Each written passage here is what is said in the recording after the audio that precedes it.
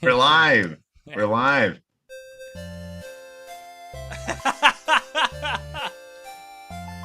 Happy birthday, dear Royster. Happy birthday to you. Welcome, everyone, to a very happy birthday edition for Roy. It's a happy birthday. Loserly's Wrestling. It's the weekly wrestle. It's the weekly It's wrestle. the weekly wrestle. Which weekly wrestle is this, Roy? This is 28. Hush money. That's what it's called. Did you see the picture? Vince, Jeff, everyone else.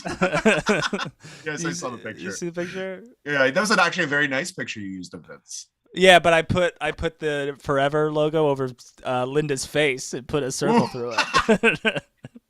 Oh yeah, good job, Roy. Good job. Welcome to the show. This is Loserly's Wrestling, the weekly wrestle, where we're going to talk about everything wrestling. Please sound off in the chat. We're going to be sending these back out on the podcast waves. Yeah, Roy. We're sending this back out on the podcast because we have to start making some content. We got to start doing it. We got to get back on it. We're going to start. I'll tell you what, Red. And Joe's been hounding me about these podcasts. Oh, that's good. I'm glad to hear that. That. We're also, there's Impact. I've said this multiple times on this show. Impact is celebrating their 20th anniversary tomorrow with Slammiversary. We'll be watching it. We're going to do a podcast about it. Oh yeah, we're doing a podcast about it, and we're going to talk about. We're going to send that out maybe Monday or Tuesday, something like that. Yeah, but y'all get it. All the Monies is in the chat. Fire! All the Monies reached out to us through the hotline, and I forgot to reach back out. Sorry, all the Monies. I'm distracted. We'll get in touch with you. Ben Heinemann's in the Ben's chat. Here. Benny. Let's go. Y'all have to say happy birthday to Roy. Ben just wished me a happy birthday. It was very kind. Thank you, Do it Ben. on the podcast. Do it on the damn show. I don't care where he does it elsewhere. Smash the like button for Roy. It's for Roy's birthday. There it is. Okay. And now let's keep this gravy train rolling, right, Roy? What were you about to say? I'm sorry, you were saying. I was just gonna say, we're gonna watch Slammiversary. We also have another special in the works for all you Jesse Ventura heads out there. We've found the lost Jesse Ventura story film that is grossly inaccurate. We plan on watching it and talking about it. I can't wait. I watched the first 5 minutes, and can I just give something away in the first 5 minutes? What's that? Jesse Ventura comes to the ring to fight one of his most legendary opponents. Who do you think his legendary opponent is? If I were to be wrong, it's Chris Kanyon. As Mortis? Yeah, no, as Kanyon. Okay, but he's facing as Chris Kanyon? Yeah, he's Kanyon as Kanyon, fighting Jesse Ventura on WCW Nitro.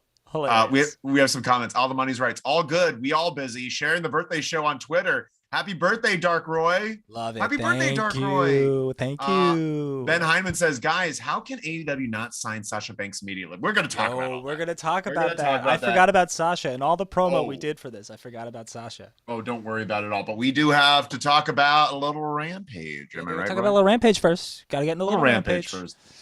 We got to talk about some things here. Want me to just give a quick run through? Yeah. Ricky's not in commentary this Rampage. Ricky is not on commentary this Rampage, but he was backstage. I think it's good that he's not on commentary, and I think it's good that Taz isn't with them right now, just because it gives Ricky a time to shine where he's talking for the both of them. He should be the mouthpiece for both of them, even though Hobbs could talk. Sure. I like Hobbs on the mic, but I think them giving some space, giving some time. By the way, this is Sleeveless Saturdays, so bring out your guns. Bring out your guns. Tam's doing it. Tam's flexing right now. Only arm-related guns. Only arm-related guns. But we see we could see Tam. But Tam's got these massive freaking pythons. Huge. And we got to calm that down. Jeez, it's distracting, Tam. Stop. Jeez. Very distracting. Brooklyn Bleak's in the chat, Roy. Bleak is here. Wish Roy a happy birthday. Oh my this show is going to be 5 hours with all pro wrestling news to talk about. Yeah. We're doing a marathon today. We're doing a marathon one. We can't do that to Tam. It's bedtime. No, that's true. That is true. And also, I think, All right, Rampage. But yeah, we get the first match tonight, Mox versus Dante. Sure. A good little match. Anything really to talk about on here? It felt like, they're telling the story very quietly. A story that AEW loves to tell about how people are getting closer. Dante's getting closer. Like every time Yuta fought Moxley, Yuta got closer. Yuta got a little closer. So, this is, I don't know if they're going to go this route fully with Dante. Like, I don't think he's going to join the Blackpool Combat Club or anything. But I think he's going to have some type of breakthrough singles victory at some point, especially with Darius being out for an undetermined amount of time. Want to know what I think would be a good feud for him? Hmm. Wheeler. Sure. Have Dante and Wheeler just be like, listen, I want in this group, and Wheeler's just like, you gotta go through me first, right? Exactly. And Yuta beats him, and I think he gets a like sincere beat. But like, I like the idea of Dante keep rising up. I don't like the fact that he keeps facing Mox. Yeah. I'm just like, why? Like, he should be leveling up slowly. Sure. Like, if he's never gonna beat Mox, and if he does beat Mox, all those people that beat him beforehand, what does that say about Mox? You know, right? 100%. I do like the idea. I like where your head's at. I would love, specifically whenever it starts again, in Ring of Honor, Dante versus Wheeler Yuta feud over the Pure Championship. That's what we're talking about. The misunderstanding of the Pure title is that it isn't just grappling. You can fly, you can jump around. But the rules are there. But the rules are there. You just rope breaks and all that stuff. So yeah, I think it's great. I think it's a good idea. But let's move on. Jericho also really great on commentaries. Good commentary this week. Jericho, when he's in the zone, he excels at every single part. Yeah. You know, when he gets, because like when he's not, sucks on commentary, sucks on the mic, sucks in the ring. But once he finds that little, he's just gold. I can't take it. I'm actually upset about it. What are you upset about? That I like Jericho. Oh, yes. I thought you said he's gold. I thought you said he's old, and I'm upset about it. I'm really angry that they age. Swerve and Lee are the back. Swerve and Lee, and they haven't officially broken. And I'm glad that they haven't officially broken. Yeah, like they kind of explained like why Swerve threw Lee out at the last week's Casino Battle Royale. Got to do what you got to do, and they're still buds. But then Hobbs and Starks are just like, you ain't shit.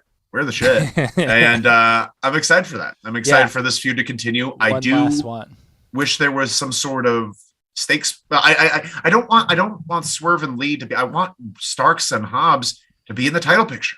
Yeah. Why aren't they in the title picture? I still think they could get there because they're going to eventually beat in the rematch.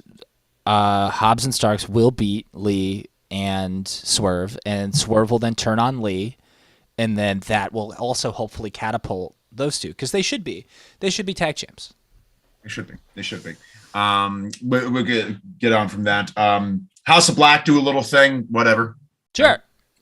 Yeah, anything to say about it? I just loved. I like when Penta is serious. I do like when Penta is serious. I like him being direct. I like him being scary. And I think that I don't remember exactly what he said, but pretty much I think he was like, "You think you're spooky? I'm the real deal. Fuck you." That's pretty much what he said. I love that. If Alex Abrahantes wasn't just ruining it with that fucking goof troop face. Hey! He can't help it. Penta says that there's something gonna happen to you. Jesus Christ. That's hilarious. We do have Ass Boys and Max Caster coming out to face Bear Country and some other guy. Leon Ruff, and they're called Ruffin' It. The three of them are called Ruffin' It. Well, I feel bad for them. Come on. Yeah, I feel bad because no matter what Leon Ruff does, he always gets shit on for his like being so skinny. Yeah. And he's a skinny guy. What are you gonna do? Like he won the North American title in NXT. And the first thing they did, he stole the title. It was like a steal victory. I forgot who he beat. But then he tried to put the title around his waist and it just fell down because he's so little. That's so dumb. Which I don't like. Terrible. That's terrible. Like it. Yeah. But Ass Boys come out and Max Caster raps and he makes a little mention of a few things. Yep. He makes a little Vince McMahon, like a little. We'll talk about that. NDA. But we have that match. Nothing to report there. Ass Boys and Max Caster won. Squash. Good time. Yeah. Whatever. Love the crew of Gun Club and and Acclaimed. My favorite thing in wrestling right now maybe is when Bowen says, "Scissor me, daddy ass." I think it's so funny. And then how Billy Gunn's just so on board with the whole thing is fantastic. Love him just pushing him out in the wheelchair. I love watching that. That's a great use of him. All the money's right. It's just an Ass Boy Acclaimed squash match, but fun. It was fun. Yeah. It was fun. Good time. And I'm not trying to diss that. No, but I just feel bad for Bear Country. Sure. They're young. Then we get a Hook Danhausen little bit. It was fine. Yeah. Joe would like that. Who's what's that? I always forget her name. DDP's daughter. Whatever her name is. Hey, Dallas. They keep flirting pretty hard. Hook and her. Go for it, dog. They fuck it. Get it. She's like, is there anything you are passionate about? And he's just like, sure. Yeah. We do get another match. Willow and Jade. Match of the night. Match of the night, for sure. Match of the night for me. I think Willow's got a bunch of potential. Made Jade look like $1 million. And Jade was wrestling like she should. Yeah. And Willow looks dominant. Drop kick off the top rope was awesome. She got her own entrance, which was really exciting. I was really happy about that. She's got a vibe. Yeah. And I was disappointed, and I don't think it's his fault, but I was disappointed in Stokely on commentary because I think everyone kept talking over him, and they didn't give him the space to like be a character and do his thing. Sure, they didn't give him the space, but also you have to take space. Yeah. And I think it's his first time on commentary. He hasn't really done this. That's not his forte. You have to take. And he just didn't know exactly when to take and how much to take. He's trying to be respectful. And it's his first time. I'll give him a little bypass. And then I guess as Chris Statlander was running to the ring, she slapped Stokely in the back of the head, which is very funny. And he put a video of it on Twitter, and he added Barack Obama and said, "It's time. Let's go," which I don't know what that means necessarily, but very funny. Go for it, Stokely. Love it. Love it. And then by the way, one quick thing. I also really like the trios pairing of Athena, Stat, and Willow. Yeah. I don't know if that's going to be a thing full time. Versus the baddies, that would be good. Yeah, but I really like that pairing. That's really cool. Also, Jade won with a pedigree and then the glam slam. Like it that she's using the pedigree. Really I love that she's basically taking Cody's stuff. Yeah. And I think that's a great use of Cody's stuff. The pedigree, well, his teasing of the pedigree, his elevator. She's using the elevator. She needs to milk that elevator, though. Yeah. More. She did not milk it enough. She does rise up on the elevator. Takes some fucking time. Yeah. No one else is doing that entrance. Yeah, because as soon as the elevator got up, she just walks off like it's like 5th floor. Just runs away. Right. No, this is cool. You should treat it that way. In the last match, Darby versus Bobby Fish. It was a good match. It was a good match.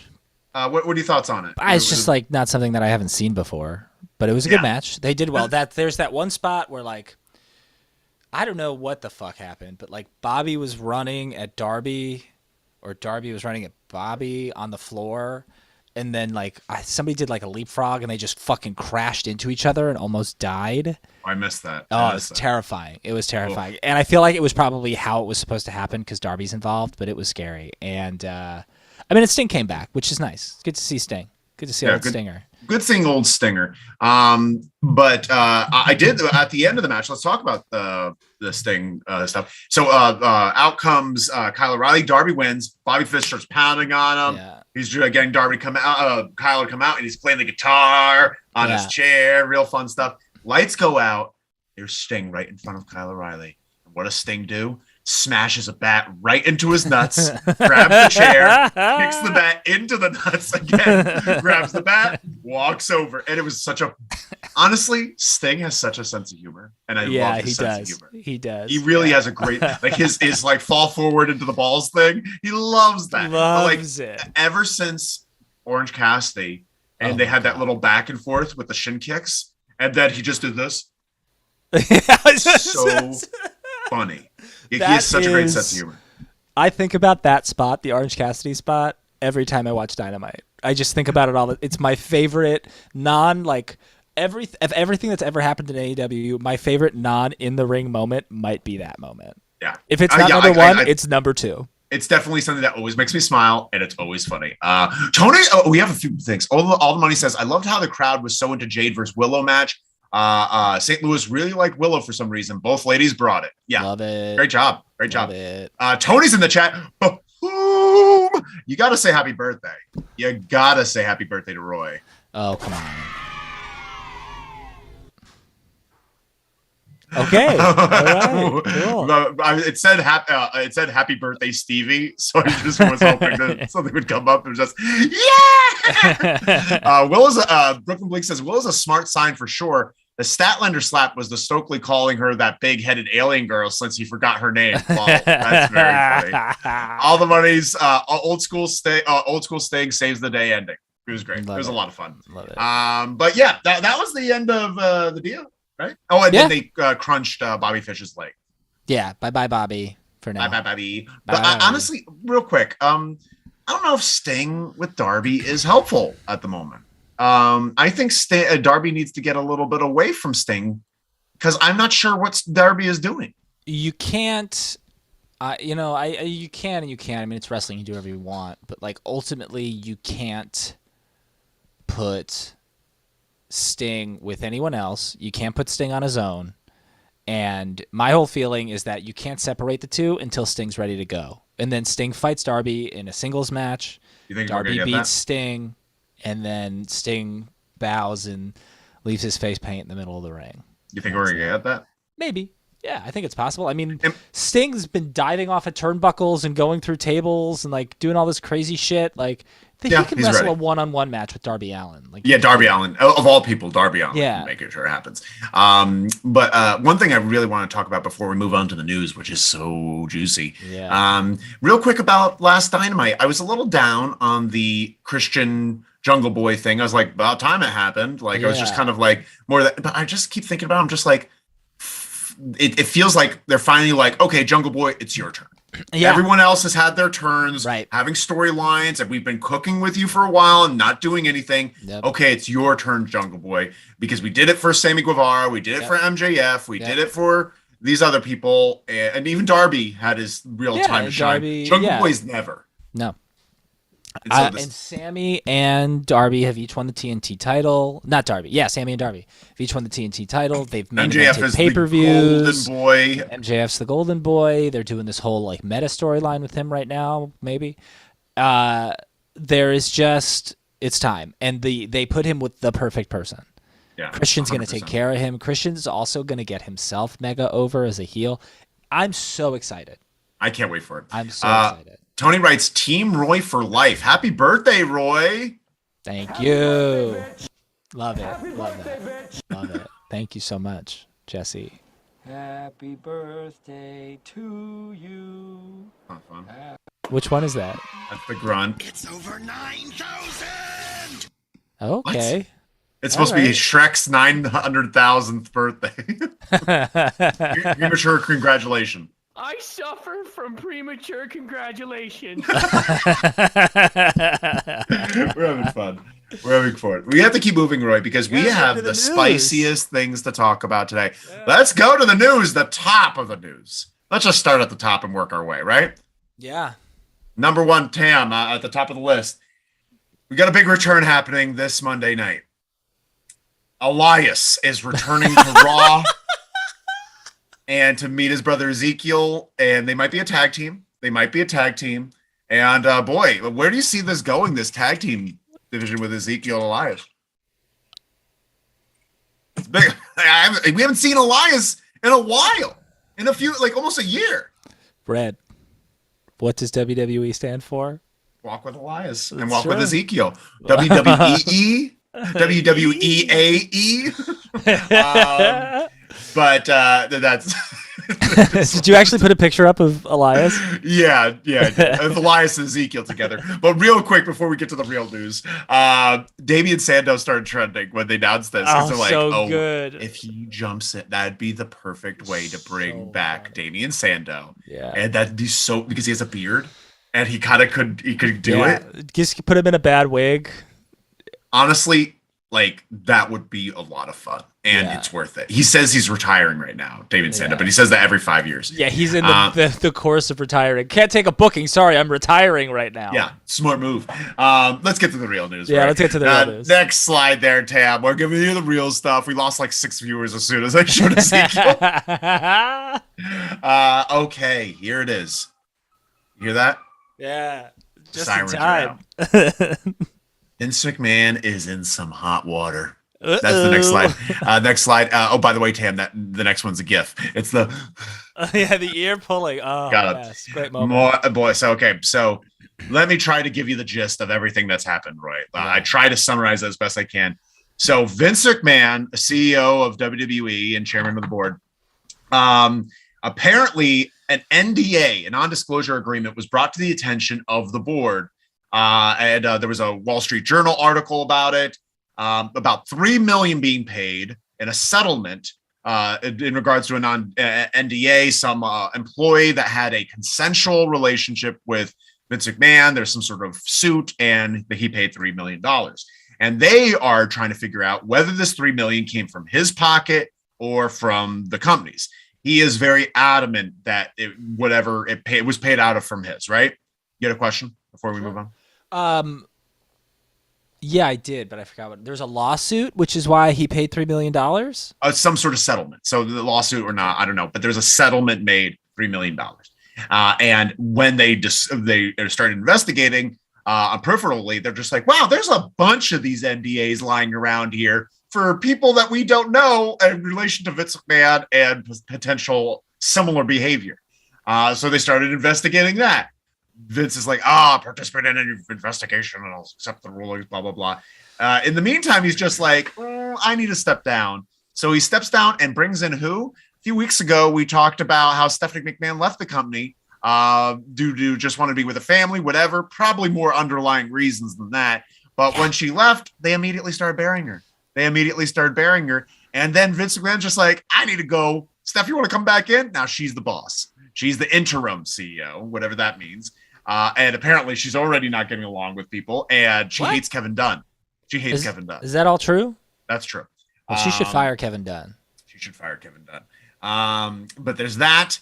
Now the board of trustees, the board of directors, is now under investigation. The entire board, including all board members, including Nick Khan, they are under investigation for neglecting their fiduciary responsibilities. Apparently, there's some. The stockholders aren't terribly happy or something. Someone's curious about what the board of directors is doing. And so now there's an investigation with them. Johnny Laurinaitis is dead. Like, I don't know. Someone's going to, he's fired essentially. Yeah. I don't know what's going on, but he's a part of this too. We don't know the extent of course yet. He is. Oliver Luck. You know Oliver Luck, Roy? Oh, this is hilarious. Oliver Luck. He's a football guy. Yeah, he's a football guy. He was chosen as the CEO of XFL when Alpha Entertainment was running it. But as soon as they're like, we want to sell this, and want to what, Oliver Luck, you're fired. You're fired because you hired someone that is they did something really fucked up. Have you heard about this part? They got busted for weed, and they had to pay a $900 fine. We can't have that in the papers. Yeah. Like, for Christ's sakes. Yeah. They said that they was hiring people of unethical or whatever. Can I interject real quick here? Because I heard about this story and I thought this was hilarious. This specific thing. Because I guess in like a deposition with Vince, or they did like some type of on the record interview with Vince, and Vince was like, yeah, we had a policy that like if you have a like kind of a checkered past or something like that, like you're not allowed in the league. And the lawyer was like, okay, so by that standard, would you yourself be allowed to play in that football league? And he just went, no, I guess not. Which is hilarious. That is hysterical. That is very funny. But like, so it was a $24 million suit. And they just went to see if they could settle. It lasted for 7 minutes, which means it's definitely not settling. And they're going to court. And this is terrible news because what the plaintiffs are going to try and do is paint Vince McMahon as a con man. And the best way to treat him as that is to show footage and share stories from years of being a con man. So in addition to them investigating his sexual affair history, and now they're going to be like going after his business credibility in a public lawsuit. Dude is not looking good right now. What else is there? A marriage with Linda, probably. Like, so did you hear about this? They got divorced? I don't know. What? No, but they've been so essentially there's been they've basically been separated for a while. Yeah. But they're still married, and even at the Pat McAfee interview, he said something along the lines of like my wife at the time. My wife at the time. Oh, my wife at the time. Linda, my wife now. So that's happening, and you know who couldn't be happier? Maria Kanellis. Oh, really? Several tweets later. I love Maria Kanellis. Go for it, Maria. She's just like, a business filled with, bullying, sexualization, demeaning work towards women, all this stuff. She's just like, about damn time. And boy, what a juicy fucking week it's been. Vince McMahon showed up on Friday Night SmackDown to kind of boost the ratings. Says absolutely nothing. Weird. Says absolutely nothing. Look, well, I don't know where you want to start. I'm pulling back. Give it to me. Well, what's the chat saying? Anybody talking in the chat? What's going on? They're stunned silence. Stunned silence. They're hearing with deaf ears. I don't know. Look, I think about a few things. We'll get to the SmackDown appearance later, I think, because that's its own thing. But to everyone who's watching this now or in the future, if you ever get the chance to watch Wrestling with Shadows, go ahead and watch Wrestling with Shadows. Now, you may be asking yourself, Roy, what does this have to do with anything? There's that scene at the end of Wrestling with Shadows. And for those who are not familiar, Wrestling with Shadows, documentary about the Montreal Screwjob, Bret Hart, all of these things. Right after a lot of footage. It's amazing. It's actually really kind of like a miracle that it all happened. It was it was cool. Right after the screw job happens, when Vince McMahon literally screwed Bret Hart in the middle of the ring, after they had an agreement, he backstabbed him, all of these things. And to this day, you don't really know who's right and who's wrong. Everybody's a little right, everybody's a little wrong. Bret's mostly right. That's not the point, though. There's a scene backstage. Do you remember this? There's a scene backstage where Bret's not in it. It's Bret's wife. And Triple H is standing there, and Chyna's standing there, and Shane is standing there. And she's like, you listen to me. You listen to me, Hunter. Keeps talking, pointing directly at Hunter. What goes around comes around. You may think you're high and mighty right now, but one day, what goes around comes around. Chickens are coming home to roost now. Don't make this about Hunter. No, it's not about Hunter. It's about the whole family. It's about everybody. It's about the whole thing. It started with Hunter. It's not Hunter's fault. No, none of this is Hunter's fault. And even the screw job is Hunter's fault. No. Well, the screw job is kind of... He's involved. Not. He's involved. Look, it's not... Time out. Time out. I don't want to make this about Hunter because then Joe's going to come after me and it's going to be a whole thing. I don't want the point to be missed. 4 decades since the 80s. Maybe even the 70s. Vince has been ruthless. He's been merciless. He has not been a good person. He has put countless people out of business. He is indirectly responsible for a lot of people's deaths. Vince has assaulted people. He's done all of these terrible things. There's no doubt. And you can have all the people in the world with thank you, Vince signs, with people bowing down to him and singing his song and all of that. But hopefully, we're finally at a point where all of these things will come to light. And look, at the end of the day, like, I'm not sitting here discounting the impact that he's had on the world of professional wrestling, even though he hates pro wrestling. He's always hated pro wrestling, sports entertainment. He's not, he created that. Where do you think that term came from? He hates wrestling. He wants to distance himself from wrestling. So I don't know. Woodsy the Beast says Vince was a pimp and he's proud of it. Well, no, he still is a pimp in the most literal of senses. Yeah. And Woodsy Beast, welcome to the chat. Say happy birthday to Roy. Oh my gosh.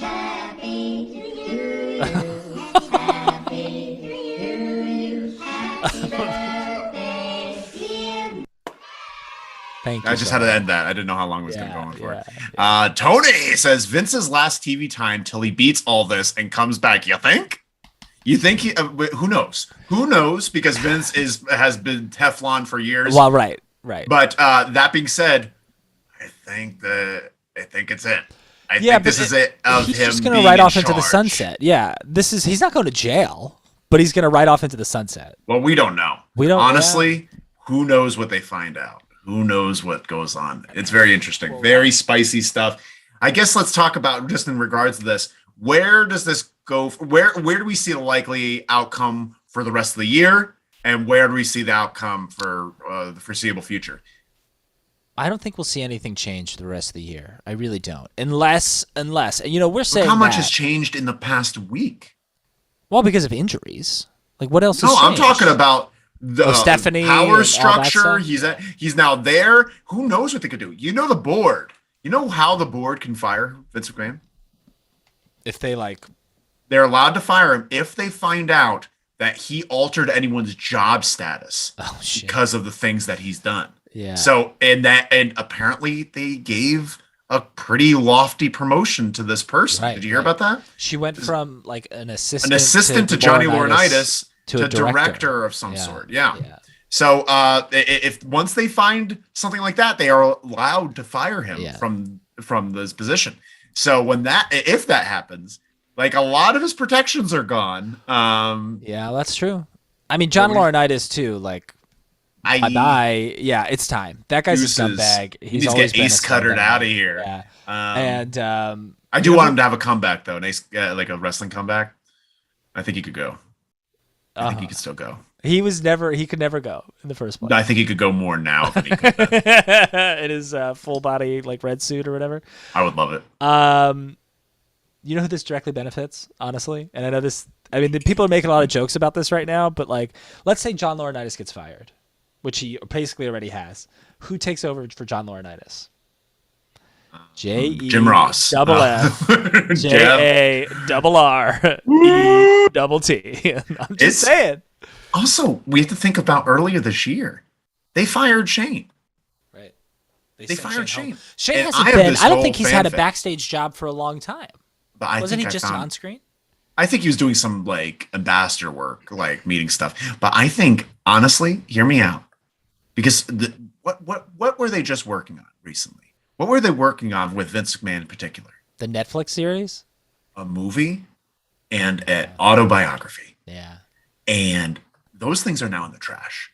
Those things are now in the trash because they're like they're on the back burner. But because of all the information that's going to come out, we're going to see a lot of tell-alls happening soon. Yeah, sure. As as the empire burns, there's going to be a lot of tell-alls. That's really. And there's going to be a movie, a non-authorized Vince McMahon story. There is which I cannot wait to see. There's an unauthorized Vinnie Mac biography coming out next year. I cannot wait. Did you see the CNN Dave Meltzer? Oh, hilarious. Hilarious, but also absolutely nothing. Nothing. Like I saw some things on TikTok. They're just like, Dave Meltzer on CNN. You better tape this. And one of the thing is, there's absolutely nothing. They need to give Dave Meltzer 30 minutes on CNN. They do. Where they could just talk about this because he wants to let it go. Oh. He wants to let the burden of all these terrifying stories out because he can't say them because of libel. What's also funny, my favorite part of all of that, and we talked about it yesterday. My favorite part is political correspondent Jake Tapper, not a wrestling fan necessarily, just going, of course he is. Yes, he's gonna be on. Hey, Jake, did you know he's gonna be on Friday Night SmackDown tonight? Of course he is. Anyway, coming up. All the Money's Rights, WWE stock update, 62.5-ish. That's a little down, I believe. I think it was in the 70s. Brian Dunn says has been selling. Brian Dunn. Who's Dunn? Who's the real Dunn? Kevin Dunn. Maybe you mean Kevin, but you said Brian Dunn has been selling his shares since May. Kentucky Teachers Pension owns a lot of WWE. Institutions are buying $165 million, but selling twice as much. Who's saying that? This is all the monies. All the monies knows a lot of money stuff. Knows all the money stuff. Because they all know the monies. That's why all the monies knows his monies. Woodsy the Beast says, wasn't this a storyline in 2011? Yeah, Vince McMahon has been flirting with the sexual assault storyline for a while, and the work has become a shoot. wait, what? That was a storyline in 2011? There's definitely been times when he's got there's been a storyline where he gave his sexual dalliance a raise or a important job. Like he did that with Sable and I think Trish. There's been a few storylines where he's had sex with people and storyline and been like, well, they've got a job and they've got power. Yeah, you just hope that they don't really dig too deeply into like the 80s and all of the people in there. I mean, read Sex Lies and Headlocks. They've already talked about Jimmy Snuka, the way he helped bury the murder, Jimmy Snuka's murder charge. Yeah. Mel Phillips in the Ring Boys, and the him being like basically a child molester and him molesting children on and then bring him back in by the WWE. Yeah, and that was all Linda. I hope Linda goes fucking down too. They both deserve it. It's delicious. Crazy. And along with the January 6th hearing that just happened, of course. And it's just like, but nothing is going to happen with that, unfortunately, because all these evil power villains are Teflon. Yeah. And that's the thing. If anybody can get through and get away with this, it's Vince, just because he's gotten away with so much shit before. But like the additional NDAs are what's really interesting. Yeah, very interesting. Oh, I can't wait. I cannot wait. Because they're not just these. They're probably NDAs for other terrible things too. Things in the early 2000s, like this whole like thing. You see the tanning salon thing. What tanning? in like 2006 or something, he was in a tanning salon and there was like a female working there and he's like, hey, what do you think of this? And he kept showing like naked pictures of himself to her. And she On was his like, phone? yeah, he was like, no, thank you. Like, she was like, please leave me alone. And then he like forced himself on her. No So, like, good. he's No good. always been a scumbag. A scumbag. All the money's right. Sorry, Kevin Dunn sold a bunch of shares in May. Yeah, no, we got it. Thank you so much, all the money's. Brooklyn Bleak says, since when is paying $200,000, $3 million being a pimp? That's 100% simping. You're right. It's not easy being a simp. You're right, Brooklyn Bleak. Not easy being a simp. Yeah. And ultimately, if you look at the long line of terrible things he's done, this most recent thing that people are talking about really isn't that big of a deal compared to a lot of the other awful things that he did. Yeah.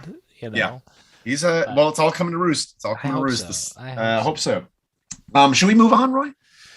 Yeah, unless anybody else has anything to say about Vince. Well, we'll start. I say just for the record, there's a couple of things. One, that SmackDown appearance was pathetic, and it was just him being like, look how many people love me. This company can never move on without me. I think it was him making a statement to the board who's investigating this to be like, look how ingrained I am into this product. If I go away, then you've got nothing. One. Two, hey, Vince, LLW here. And we kindly request that you, while stepping down from your corporate duties, also step down from your creative duties. Do me a favor, because I watched SmackDown last night for the first time in 5 or 6 years, and you really had me sold that Matt Riddle was going to win and beat Roman Reigns, and I was pretty excited, even though Matt Riddle problematic in his own way. I was excited from the perspective of like, oh, somebody new, somebody fresh, someone who's been working really hard. He's gonna make his way to the top, and we're gonna turn over a new leaf. They had a good match, as Roman Reigns always does. Always has a good match, great wrestler. Roman Reigns pins Matt Riddle. Roman Reigns takes the microphone and says, there's nobody left. I've beaten everybody. And I'm like, oh, who could be coming out? Maybe it's Braun Breaker. I don't know. Maybe it's Triple H. I don't know. Maybe it's John Cena. Like, who are the people that he hasn't beaten, even though he's beaten Triple H and John Cena? And then who is it? Well, it's Brock Lesnar. And they're going to fight again. I don't mind it. I don't mind it because one thing is Cody's gone. There's no stakes, though. There's no stakes. They just, because Roman Reigns isn't around and they need a top babyface, and bringing Brock back was an emergency Hail Mary play where they're just like, we need a top babyface. And you know what? We fucked up Bobby Lashley and Edge. Well, I don't know why we just turned Edge, because that was stupid and quick snapshot decision. But like, we have Brock. We'll just pay more money. Or Riddle wins, and then Brock still comes out, and you have a fresh matchup with real life heat. Because Brock has said that he doesn't want to fight Riddle. But the thing is, Riddle's a face, and Brock is a face, and that'd just be weird. Turn him. Why? Turn who? Turn Brock. But the thing is, Brock is so over. Yeah, Brock. He's a natural over babyface. Like, which is so honestly, wild. he's a good second to Cody. Cody's like top. Yeah. But Brock is like a great second, which is crazy to say. Do you remember Letterman? Oh, Brooklyn Bleak says, do you remember Letterman cheating with an intern? He would put the intern in skits and make hints about it. Do you think the stuff was with Sable, Trish, etc., being similar? No, I don't think that. Sable sued the company for sexual harassment. He was about to get in trouble with that again. Yeah. But they did flirt with the idea on TV, like as a head nod. But I don't think he was really doing that. I don't think these sexual things was not Vince with the talent. Is Vince with non-performing? Johnny Laurinaitis, though. No. Johnny Laurinaitis, I feel, was inappropriate with talent. Sure. Well, he's also just like, he's another guy, right? Like, big time stooge, big time yes man, big time scumbag, like directly saying to women like, well, if no one wants to have sex with you, then like there's no reason to have you on television. Like, he's the person. Like, I know that Deeb cut that promo and was absolutely referring to Vince as well, but like most of all, it was Johnny Laurinaitis doing the dirty work of being like, hey, you got to get breast implants. You gotta get some tits out of here so I can look at them. And then it was just like, Johnny, what the fuck are you saying? What are you saying? You're an officer. He's just like, it's okay. I'm friends with Vince and I'm untouchable. And this happens. Imagine being Bryan Danielson and his wife is like, hey, we're gonna have dinner with my mom tonight and her new husband. Oh, who's that? How'd they meet? Oh, it's Hey, Johnny Ace. People power. Welcome to people. Remember when I directly told you that you'd never be popular and you'd never main event at WrestleMania? Oops. I made you a steak. Honestly, Johnny Laurinaitis, I don't like the man, but he makes a great heel. I've always wanted to see him come. I loved him as a heel. I thought he was a great GM. You know that he was never. Do you know his story, like real quick? He was really popular. Well, he wasn't popular. He was used a lot in Japan and had a major spot in All Japan Pro Wrestling. Giant Baba's wife. Because Giant Baba's wife thought he was attractive. That's all. That's all he's got. Johnny Baba's wife. And then that's what was happening. Giant. I wonder. I can't wait to learn more about Japanese wrestling. We have to move on. Wazirby says they're repeating WrestleMania 31 Rollins with Money in the Bank cashes in on Roman at SummerSlam. Very interesting. Maybe the Money in the Bank will cash in. God, please. Let it be Riddle. Honestly, I like the idea of Riddle winning the case. They could do it. Riddle winning the case and literally being like, I still haven't gotten what I wanted yet. And like, keep that story going. I think that'd be a good way to do it. But we have to move on. We have to move on because we've got another story that's hot and topic. Yeah. Next slide there, Tam. Thank you. Jeff Hardy. Sure. Jeff Hardy arrested for the third DUI, faces felony charges. Felony charges. Monday morning, he was 3 times over the blood alcohol limit. Right. This was 9 a.m. in the morning. Yeah. And he was pretty rough. He said to the cops that he was trying to get a brain scan that day. He was on his way to the brain scan. That's what he said. And from what I've read, and from what I've read in those sources, they say that that's real. That's true. He was actually on his way to a brain scan. I don't think Jeff Hardy's a liar. I think he's dumb. I don't think he's a liar, but I feel like if he showed up to a brain scan and he was pissed drunk, they'd be like, hey, come back later, maybe. I don't know. But don't leave them. But my brain's still there. Yeah. It's still there. There's a lot to this story that is just sad. The story kind of gets sadder as you keep diving a little deeper into it because he had apparently been seeing double. He had double vision for a long time. Before even signing with AEW, he had double vision, which hey, I don't know. Is there a test for that maybe you should have taken before you got signed? I don't know. And then to think that he had double vision and had that table match, did that table spot in Austin off the balcony gimmick in the lobby. And yeah, the good news that I heard, and I don't know if this is in your news, I'm sorry if I'm jumping the gun, is that they were never actually going to be in that ladder match. They were advertised to be in the match, and once they discovered how rough shape Jeff was in, so timeline, Double or Nothing happens. The next on Dynamite, the Double or Nothing after Dynamite, they film a backstage segment with Jurassic Express, the Young Bucks, and the Hardys. That doesn't air that Dynamite. It airs the following Dynamite, which set up the ladder match. In between the time that they filmed that and when they actually showed it on air, they discovered that Jeff was fucked up. But they had already advertised it, and they didn't want to go back on it. So what they were going to do, it was going to be the Bucks versus Jurassic Express versus the Hardys. Hardys were going to come down. I guess they were going to get jumped, and then that would have taken Jeff out of the match and Matt out of the match, and then maybe Matt runs down and tries to get involved. Jeff never comes back. Maybe Jeff comes back to do a dive off of something very large onto something very hard. Just once, though. Just once. Okay. Because Tony Khan is just like, as long as you hit your head once a night. No, once a night. Get He's out like, of here. listen, I know you're seeing double. But can you please take this brick against your head? Real quick, just for we're not going to film it. I just really want to see it. I'm going to ignore everything you just said. This is an example, CT though. What? That's what Tony Khan says. CT, huh? This is an example, though, of Tony Khan making risky business decisions. Not caring. I'm sorry? He's not caring. No, what are you talking about? Yeah, no, I agree. He does care. He cares. I don't care what you say. He cares. He cares. It's just him. Oh, shit. Happy birthday! We're going to get flagged for that. No, we're 50 not. cents. It's okay. It's okay. This is him, an example of a risky business decision that he made that maybe wasn't worth it. Like, there are guys with history of head issues. Joe, Danielson, Hardy. It's risky hiring these guys. And, here we are. Here we are. We have a lot of chat here. Compare all the money's rights compared to AEW, Ring of Honor, Indies. It's my opinion that we makes most its women dressed like WWE. Not WE. Makes most its women dressed like prostitutes, rooting for more Wendy Chu type gimmicks. I'm not sure who Wendy Chu is. You know who Wendy Chu is? Who's Wendy Chu? You shouldn't be. No one should be. Who said that? All the Monies. All the Money said that. All the Monies. We shouldn't be rooting for more Wendy Chu gimmicks. I recognize. What's Wendy Chu? So Wendy Chu is a character who's just asleep all the time. Like she's just like I hate that. A lazy sleep, but she's in a onesie. So like someone who doesn't have to dress in such a way. But that's just a different type of sexualizing women. It's a weird like a child thing. I don't want to see.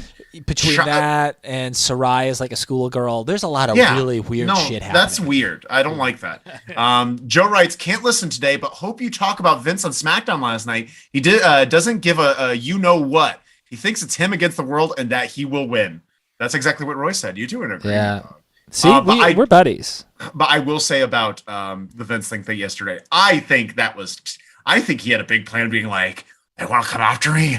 Come after me. Here I am." Like he was gonna give like this big rah-rah, and his legal team is just like, just say the fucking signature.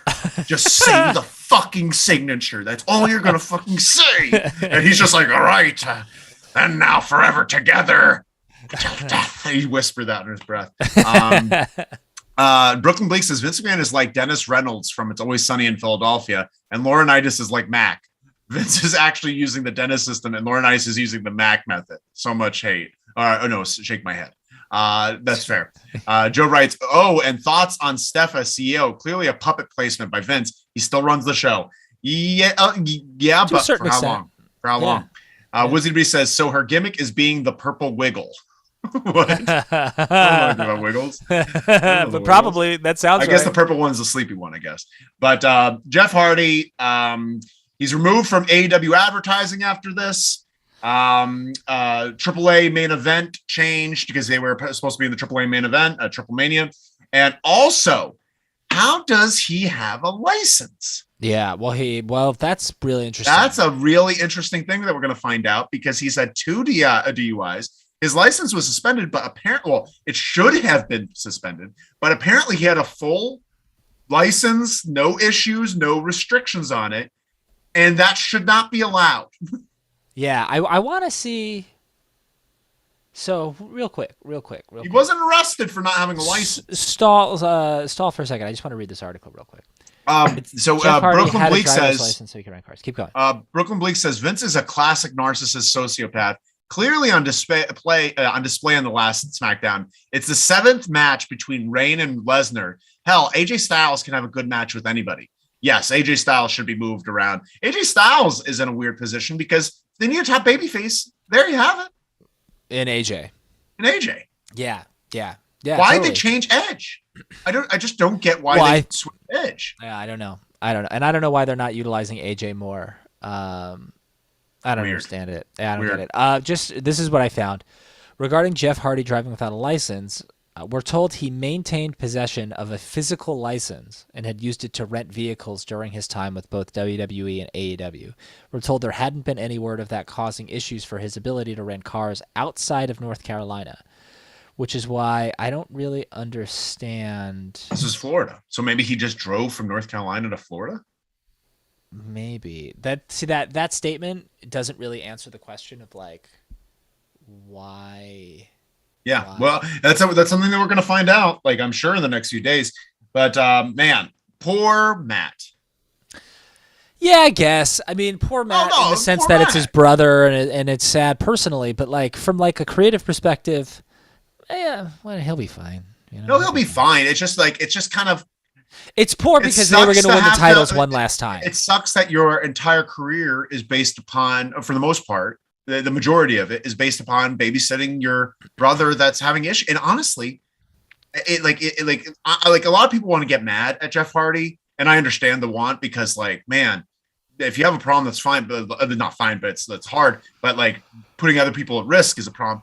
The man probably has bad CTE, like a severe case of like I don't know if he doesn't seem very there all the time. His promos have always been disjointed, but like that way. Yeah, but like I think it's worse. And like the idea that he's making such reckless decisions with other people's lives probably says that he's not really fully there.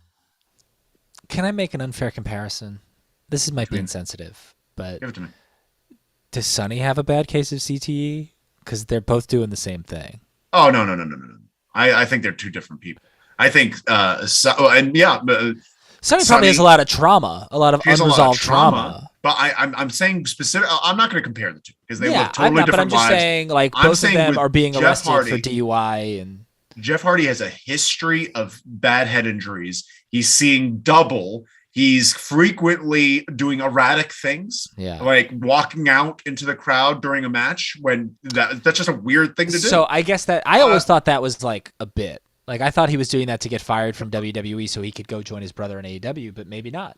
I think he's just and I think this is a part of it. And I do not think, honestly, I think Tony Khan is very irresponsible for having let him wrestle this much. I think that it's been a very irresponsible move on his part. Because WB, like whether you like them or not, they're just like, we feel weird about some of the things that you're doing. Please take a drug test. Yeah, he's going to pass the drug test because that's not the issue.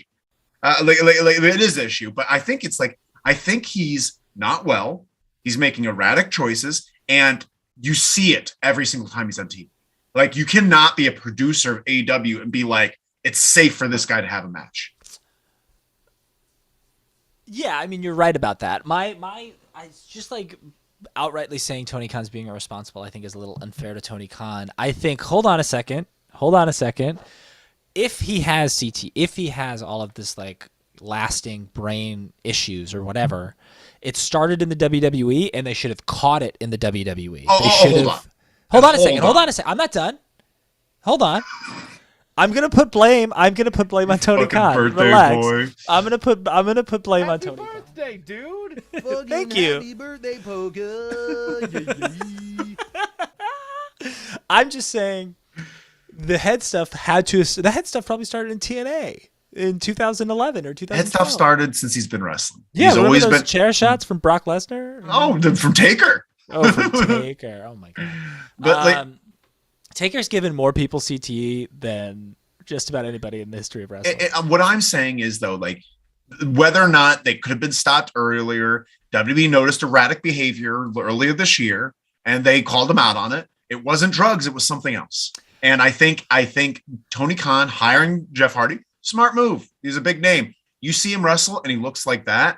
You say, I'm sorry, we need you to have a complete physical before you have another match. After that tables match? After the first match, he was looking rough.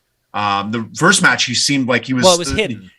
But it was like a 10-man tag, so it's like he's not doing that much. But that tables match with the Hardys and Butcher and Blade weren't bad in that match. The Hardys were bad in that. That was 2 months. That was 3 months ago.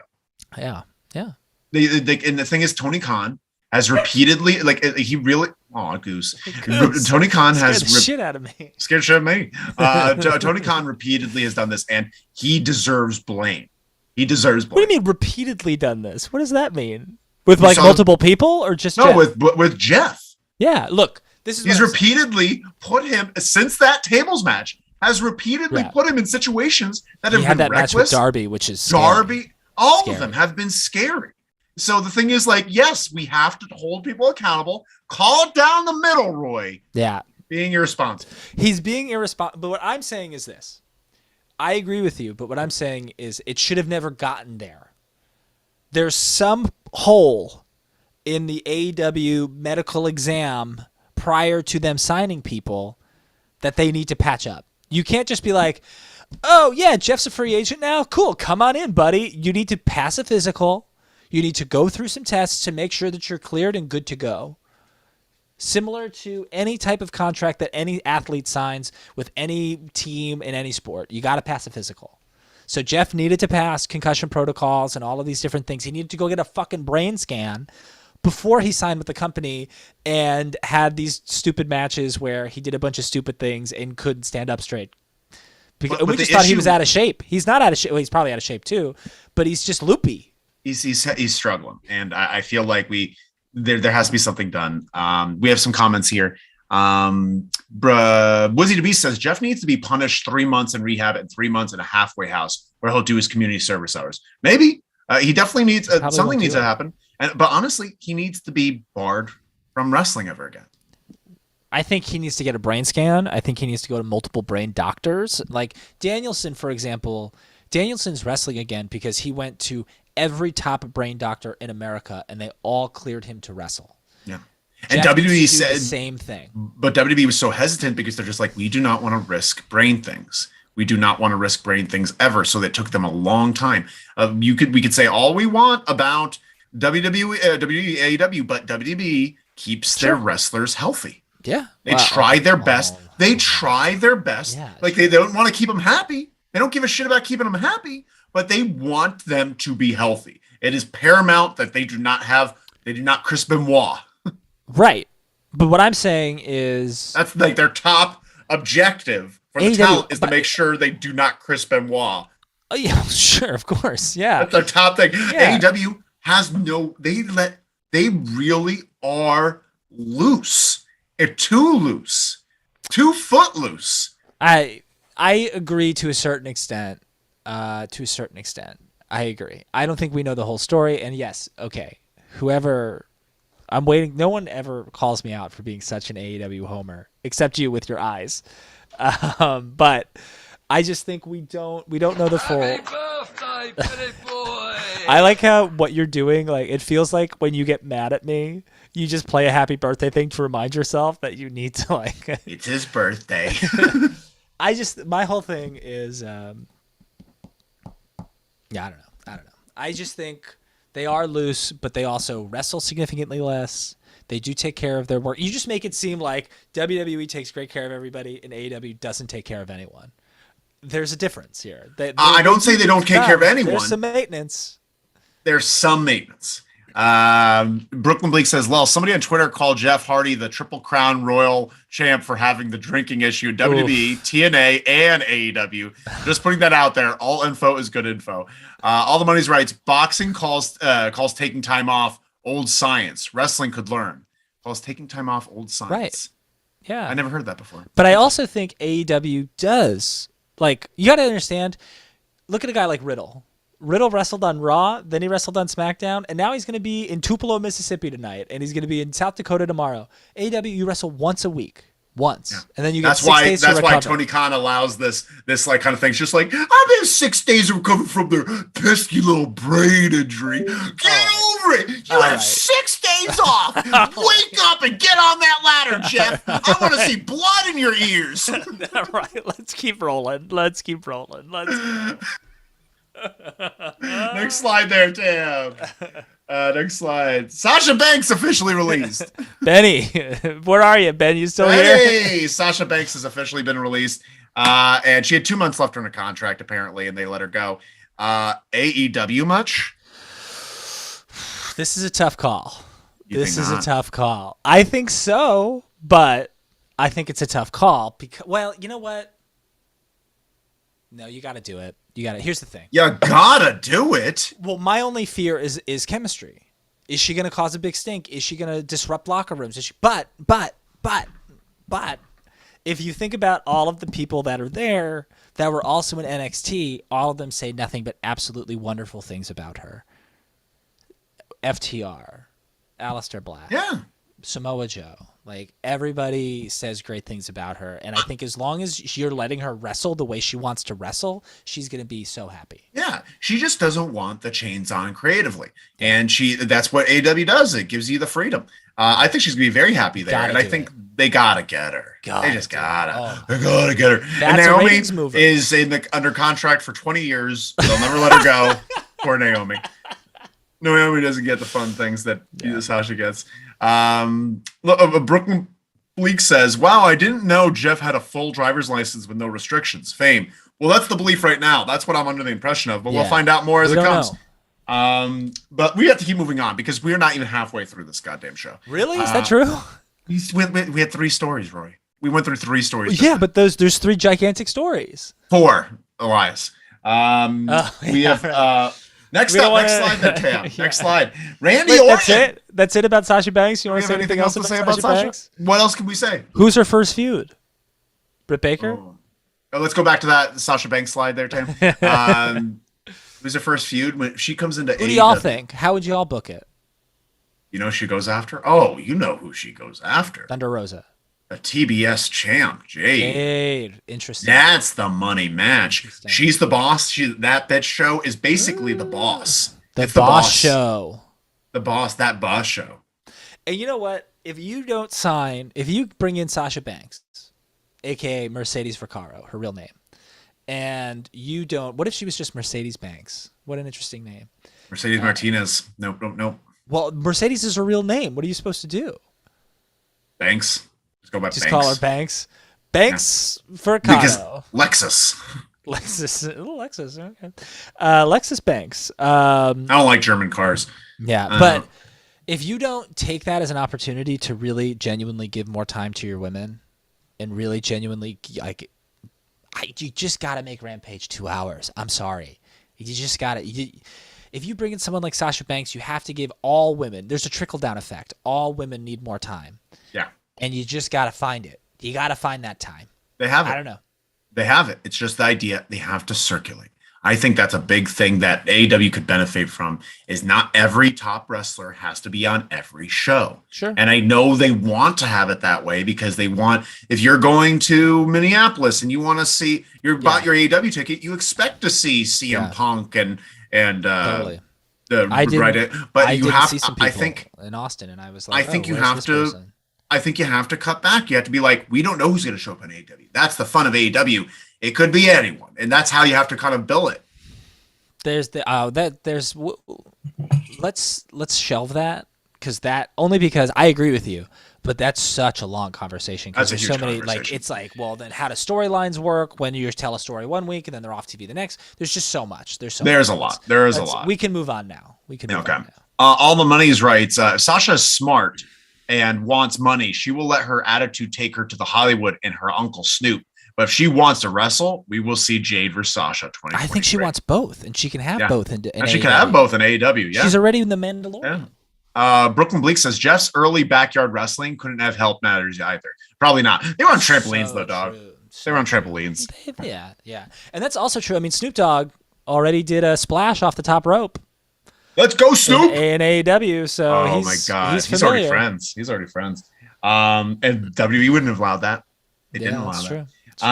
Okay, we got to keep moving on. We have to keep moving. Let's do it. Next slide there, Tam. We got Randy Orton. Randy Orton is out with a back injury, and it's very sad. Yeah. I'm very sad about it because I feel like I just started liking Randy Orton the past year or two.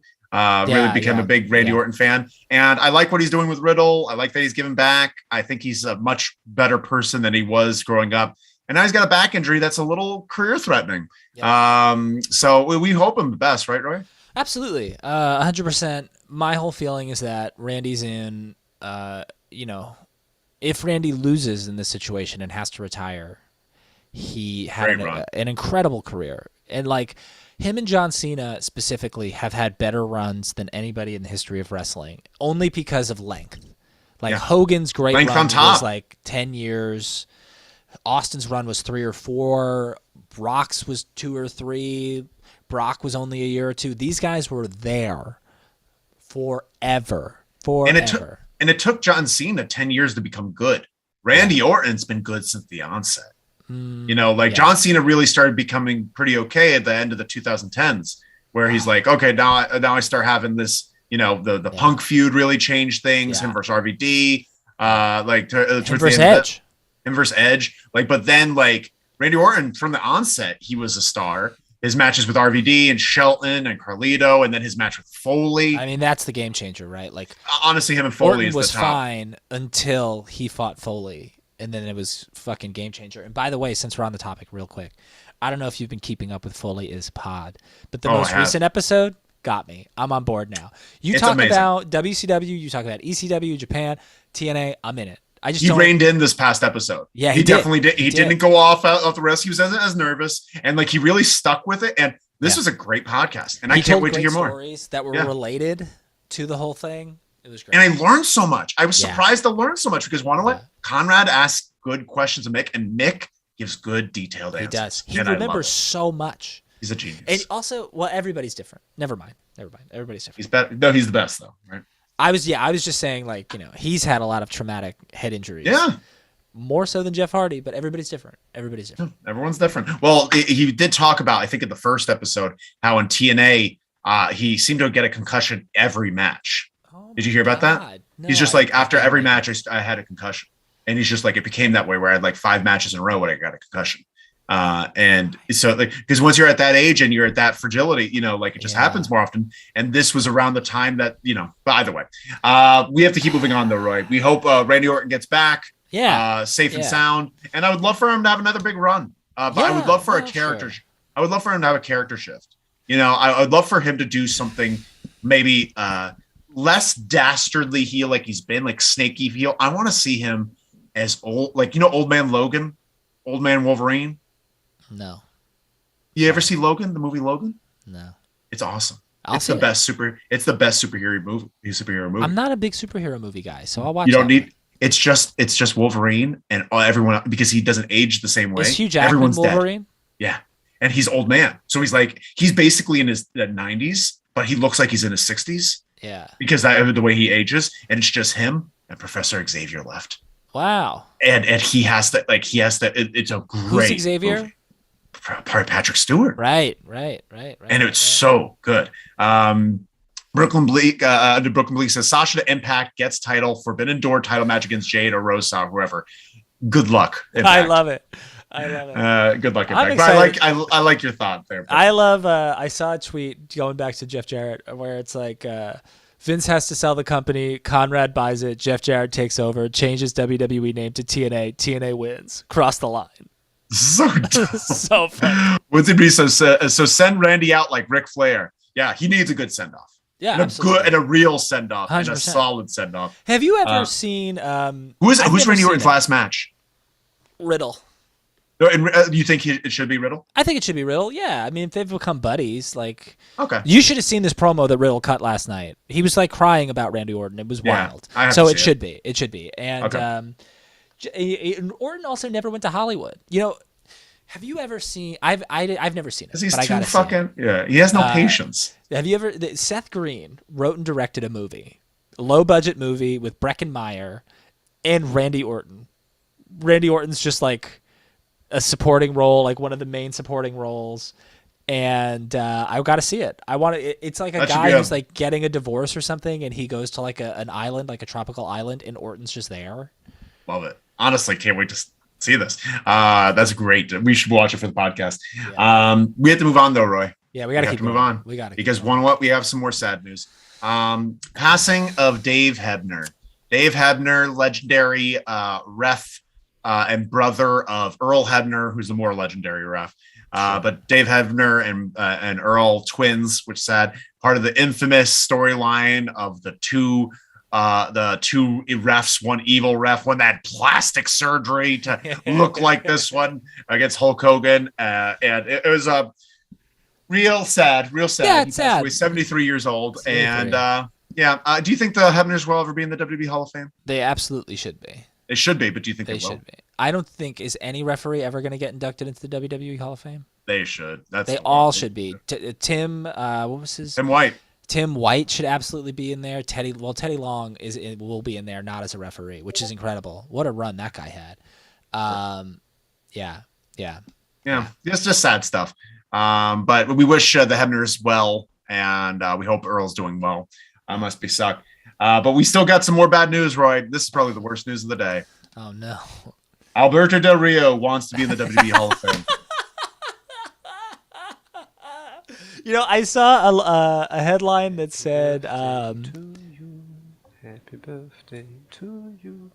Happy birthday, liebste Cindy. Happy birthday. Oh, that's nice. You. Thank you so nice. much. I saw a headline that said Alberto Del Rio makes case for WWE Hall of Fame. I didn't read the article. I read it. What did he say? Like, if you just take the things he's done in WWE, yeah, sure. Like he's like Royal Rumble winner, multi-time champ, drove a lot of cars to the ring. Drove a lot of cars to the ring. I think is he the first Mexican-born champ? Wow. Eddie, I think, was born in El Paso. Eddie was born in El Paso. Yeah. He might be the first Mexican-born champ. Wild. That's wild. So there's a lot there. It's just no. Stop. Yeah, just no. Please no. No. You violent man. Yeah. Awful, terrible person. All the money's right. Randy Orton's dad, Cowboy Bob, is helping my hometown's historical society in Florissant, Missouri. Maybe Randy just taking a break to help out his dad. That's sweet. Yeah, that is really sweet. I'm sure he's But he also can't having walk. back surgery. He can't But Brooklyn Bleak, Sasha to AEW is just a ammo for WWE stands and trolls. Tony Khan collecting toys like Vince. AEW women are dangerous. The roster is bloated. Blah blah blah. What? I think Tony that was Khan like a collecting- quote. Oh, that's a quote. That is a quote. Yeah. But yeah, The AEW like women's division needs a Sasha Banks. That's an acceptable signing. That is like Kevin Owens. Kevin Owens is like a bad example, but someone on the level of like a Randy Orton or like someone like it's a John Moxley. Yeah, it's a John Moxley. Exactly. It's a John Moxley for the division. Someone at the top of their game in WWE for the most part, and who's gotten just a raw deal, a completely raw deal, and she will go on Renee Paquette's podcast and tear everyone down. I can't wait. Oh, I can't wait for her to tear people down. It's gonna be great. We have to move on though, Roy. We have to move on. Next slide there, Tam. We got a retirement. And a positive retirement. The Great Muta is retiring. Great Muta is retiring after 40 years. He started in 1984, Roy. Almost 40 years. It's really wild. Wild stuff. And he was great for a long time. He really was. He was great in, it's incredible because he was part of the they called it the Three Musketeers, I believe they're called, which was Hashimoto, Muta, and then this other guy who's really famous, whose name I can never remember, and it drives me crazy. I'm going to figure it out. Someone's going to tell me in the chat. Muta. And so as this was happening, here we are. Hashimoto has since passed away, and this other guy long since retired, and this guy's still Muta's still doing his thing. And Muta could still go.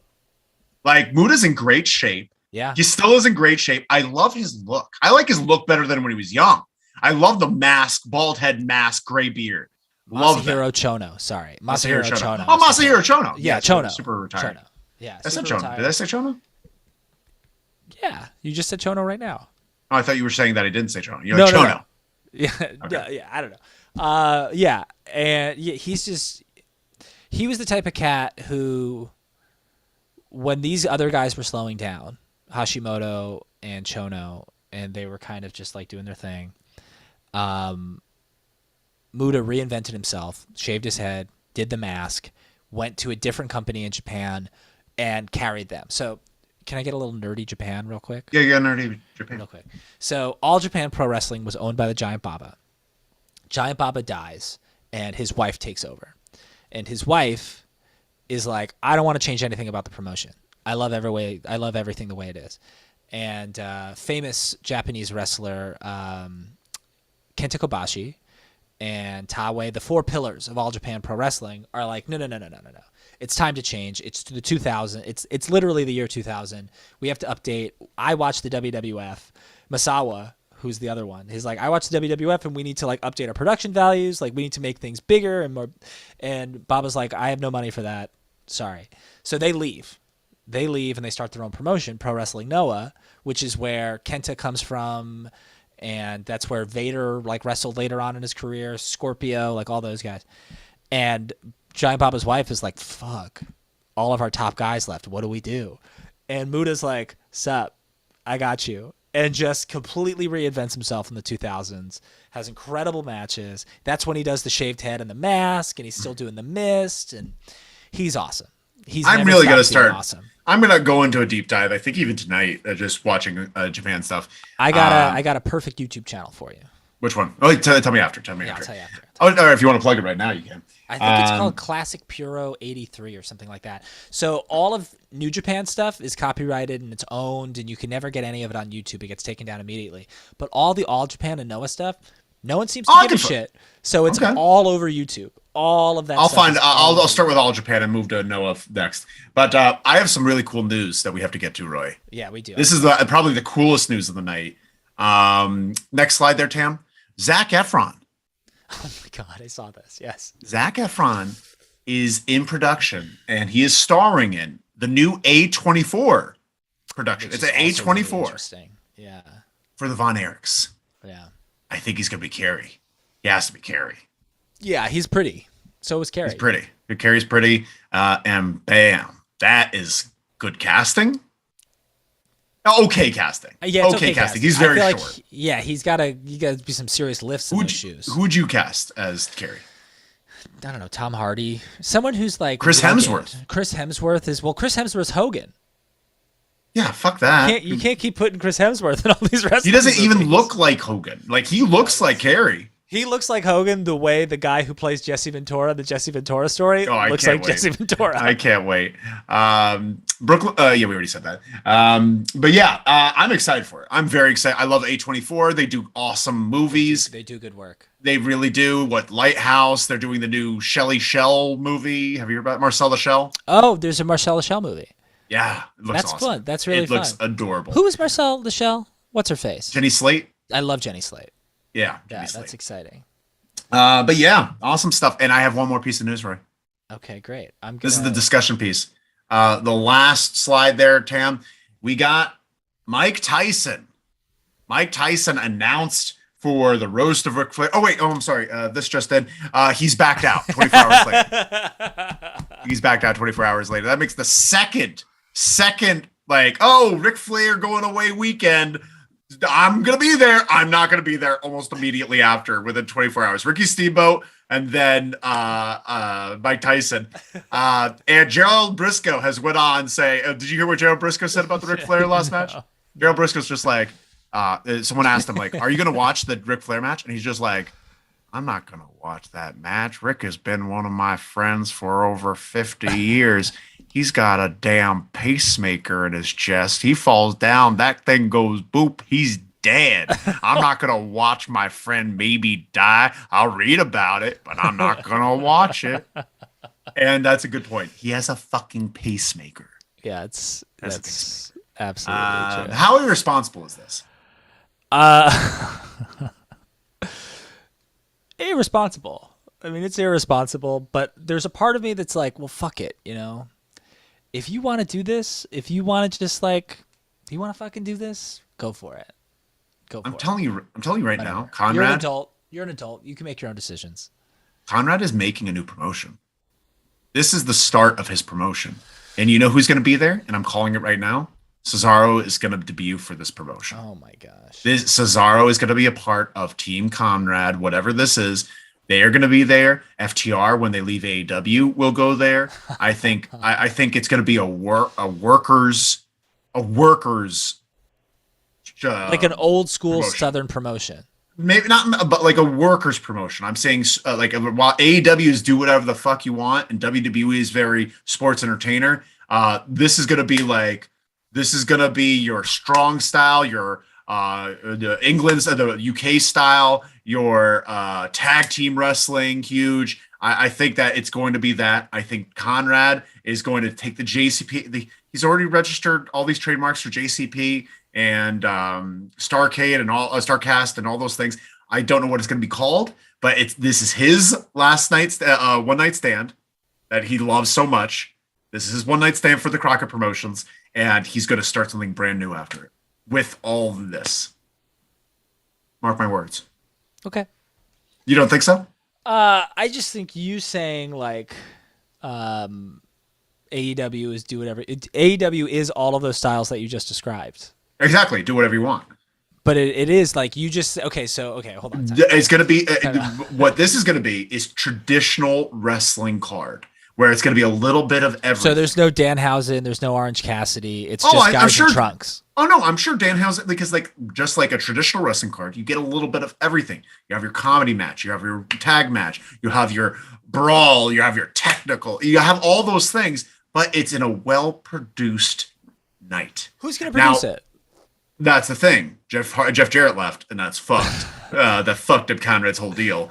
But that's a good question. But I think that is the vision. That's the vision it should be. Cesaro is their champ. I'm saying it right now. Cesaro. I mean, I love that idea. Champ. Don't get me wrong. I think that's great. I just don't. And know that's why a great place for Cesaro to go. Buy the NWA. Just buy the NWA and make this the NWA. Because he wants a new thing that doesn't have that stink on it. And I get it. There's stink on NWA. They're like, if you make a new thing, imagine if AEW is just like, why don't we'll buy Ring of Honor, and that'll be our main promotion.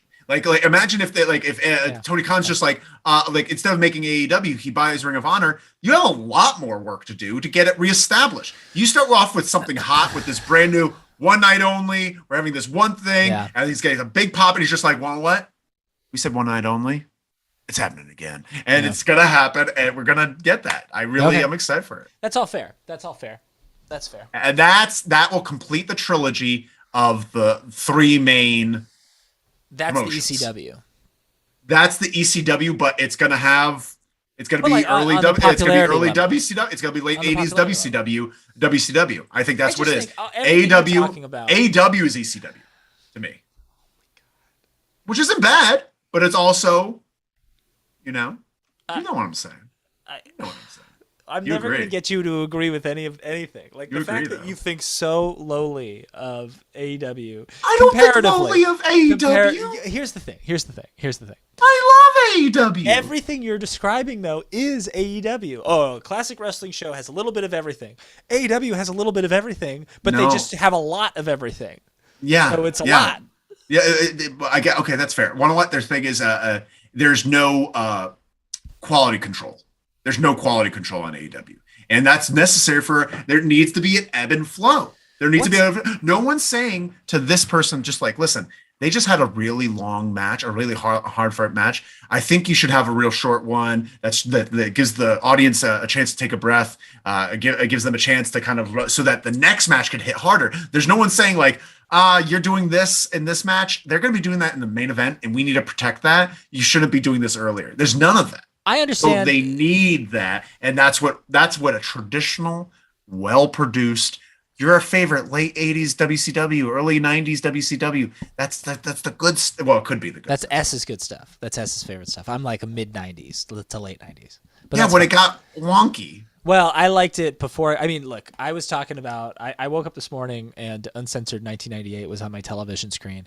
And the opening match is Eddie Guerrero versus Booker T. The second match is Conan versus Hoovy. The third match is Chris Jericho versus Dean Malenko. How can you not love this promotion? And like the main event is fucking. It's Hogan versus Macho Roddy in a cage Piper match with a poop match. I'm just saying. Like we talked about when we did Halloween Havoc '97, you divide it up, and then DDP, Benoit, and Raven had a three-way. He's got the dirty diaper.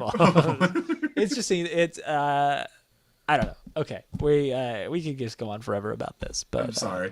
Brooklyn Blake says Randy's last match: Cody Rhodes, Evolution student surpasses teacher. That's a great one. Yeah. What were they called? The lineage, the legacy.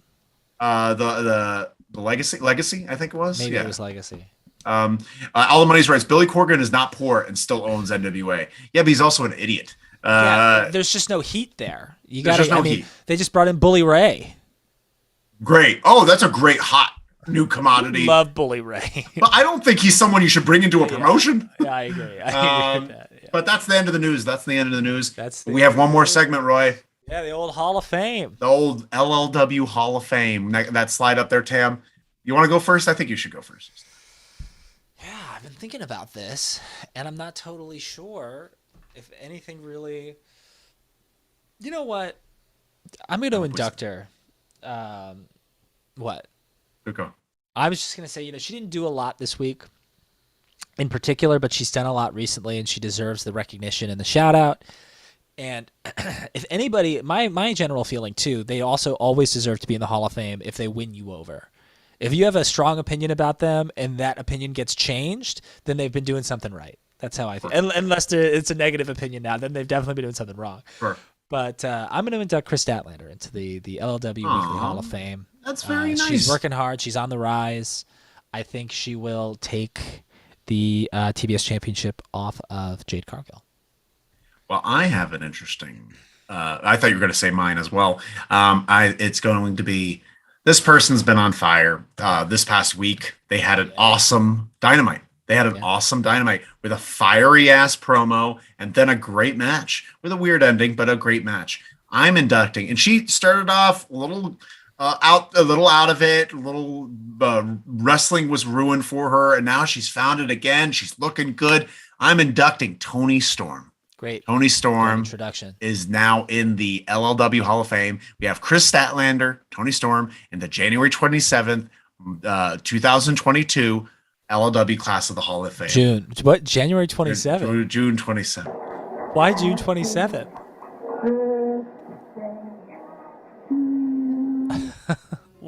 Why did you pick next week? Happy birthday, whoop-de-doo. Here to be pleasant, open up your present just for you.